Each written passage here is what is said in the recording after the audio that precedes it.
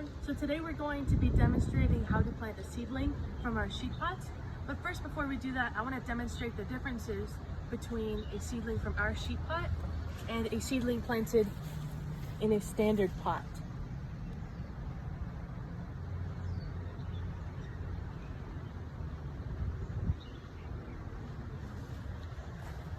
Now, of course, I've already highlighted some of the main differences between these two pots.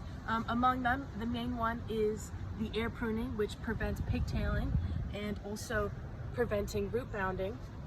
Another big one that I want to highlight, which has a great impact after you plant the seedling in the ground, is the height difference between these two pots.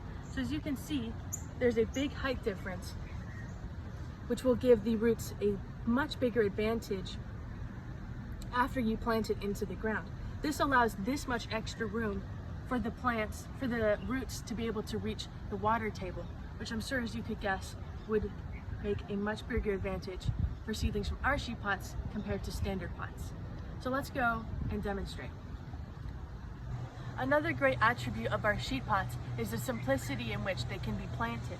Now, if you compare our sheet pot to this standard plastic pot, it's very easy for volunteers when they're having to squeeze it in order to take the seedling out of the pot to accidentally break the soil and therefore break the roots, which can in some cases lead to plant mortality. Now, this is completely avoided with our sheet pot. Now we're going to demonstrate how easy it is to plant these seedlings from our sheet pots. So now we're going to turn to my dad, who's going to drill a hole.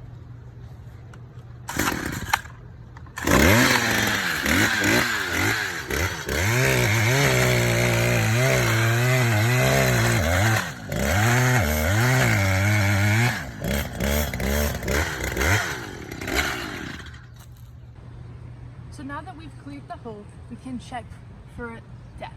So the first thing I like to do is that I'll put my arm against the sheet pot and I'll make a little marking. If there's wet soil, it's very easy. But in this case, I'll just have to remember it's right about where this freckle on my forearm is. So now I'm going to check and make sure that this hole is the proper depth. As you can see, my freckle has disappeared into the hole, which means it is the correct depth.